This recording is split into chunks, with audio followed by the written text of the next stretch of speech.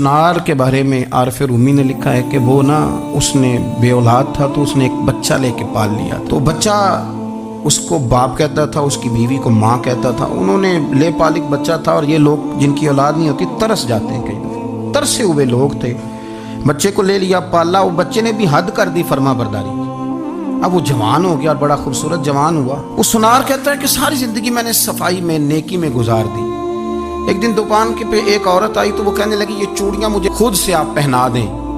वो कहता मैंने जब उसका हाथ पकड़ा तो मेरे दिल में गलत ख्याल आ गया। मैंने गलत नजरिए से उसका हाथ पकड़ा और जब मैंने उसका वो हाथ उस नजरिए से पकड़ लिया, थाम लिया, बहरहाल वो चली गई, लेकिन वो मेरे जहन के अंदर नापाकी आ गई। तो मैं घर गया तो मेरी बीवी बाहर खड़ी थी और रो रही थी, तड़प रही थी। मैंने उसे कहा क्या हुआ? तो वो कहने लगी कि बच्चा सारी जिंदगी फर्मा बरदार रहा, मैंने माँ बन के पाला, पर आज उसने गलत जहन से मेरा हाथ पकड़ लिया है और मैं तड़प गई हूँ, टूट गई हूँ कि ये अगरचे ले पालक था, किसी का था, पर मैंने तो पुत्र समझ के पाला था, ये क्या हुआ?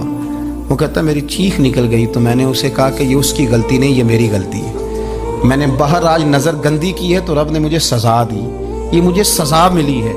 तो किसी की बहन को फूल भेजना चाहता है तो अगर उसी रात तेरी बहन को फूल आ गया तो किसी की बेटी पर गंदी नज़र डालता है तो अगर ये तेरे घर में ये कर्ज चुकाना पड़ा। वो एक दोस्त है तो वो पसंद की शादी कर रहा था उसके घर में, तो उसकी बहन ने कहा है उससे, उसकी बहन ने कहा, उसने कहा भाई तू मर्जी की शादी कर रहा है, मेरा अब्बा अपनी पगड़ी तेरे पैरों में रखता है, माँ दुपट्टा रखती है कि बेटे हम तबाह हो जाएंगे, ना कर। और आज अगर तेरा ये हाल है तो फिर मुझे भी इजाजत दे, मैं भी मर्जी की शादी करूँ। वो कांप गया बुरी तरह से।